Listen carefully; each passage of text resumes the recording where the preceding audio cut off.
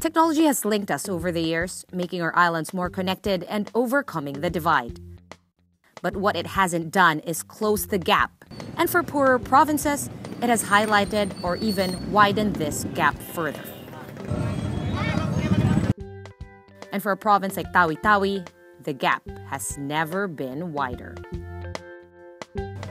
Hindi naman kami talaga na gusto naming hahabulin talaga ang quality of learning sa Luzon. Kahit papaano nasa middle kami, at least kahit nasa middle kami, hahabol kami.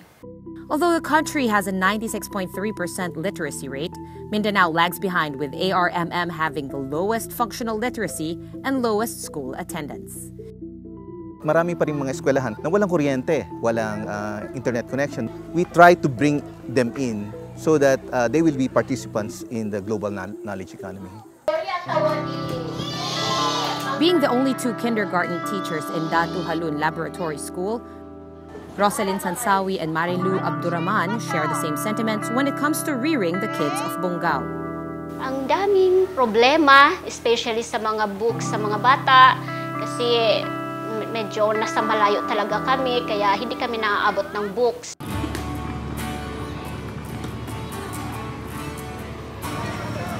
The solution they found was to create a complete mobile digital laboratory that improves literacy learning and early childhood education using tablet technology and localized applications. Yung Smart Technocart was designed para yung content na nakukuha natin sa mga syudad, yung mga karaniwang nakukuha natin by downloading, we make it available sa mga malalayong schools. With managed use, it can reach up to 15 classes with 375 students and still maintain a 1 tablet to 1 student ratio, or at most, 3 students to 1 tablet. Present in over 15 communities in the country, this project aims to prove that more than a form of communication, technology plays a big role in improving literacy, 1 classroom at a time.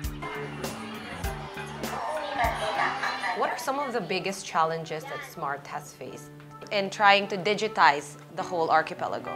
You're creating a digital ecosystem. The more extensive that ecosystem, the richer it becomes.